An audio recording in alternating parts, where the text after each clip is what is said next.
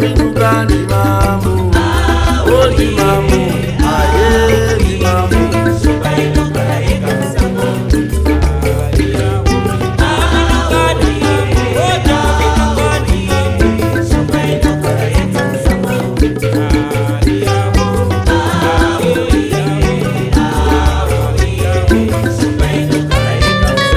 Waigona kuzvikumbirira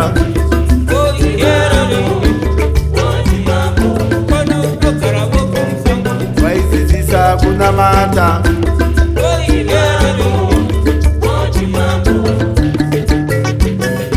vaiva baba vazere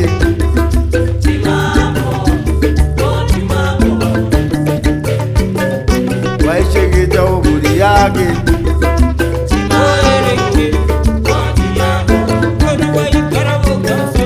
waipfumbamira mhuri yake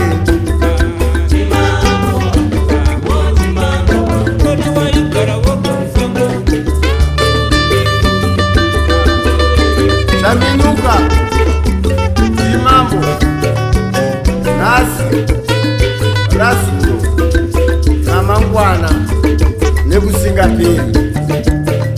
Shaminuka yava mhondoro yeZimbabwe yaigara munyika yedungwisa.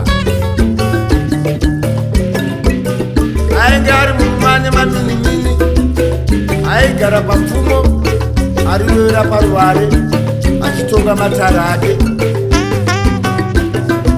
Shaminuka maiti mukamutsvaga maigona kuumwa nenyuchi kana kuona mhute mutadza kusvika paari. Aive nesimba raishamisa.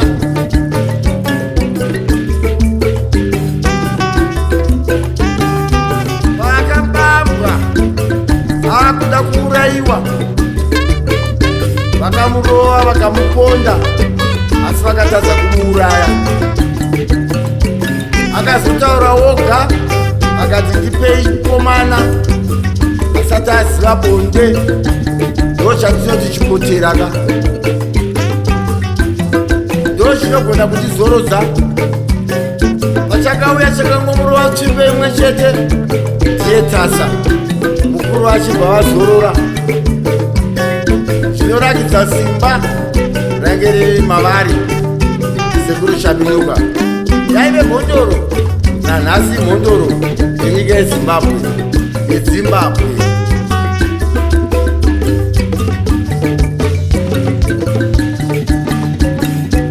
Waidzidzisa kuzviriritira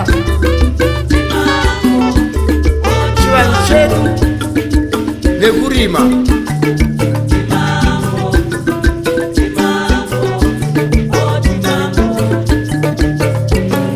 Kuzarima kwangu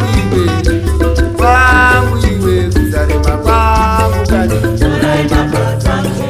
kuzarima kwangu iwe, kuzarima kwangu iwe. Zuva randakarova chiverekere, vadzimai vaenda kumunda, sadza rakamhanya semudududu. Zuva randakarova chiverekere, vadzimai vaenda kumunda, sadza rakamhanya semudududu. Fast and Furious.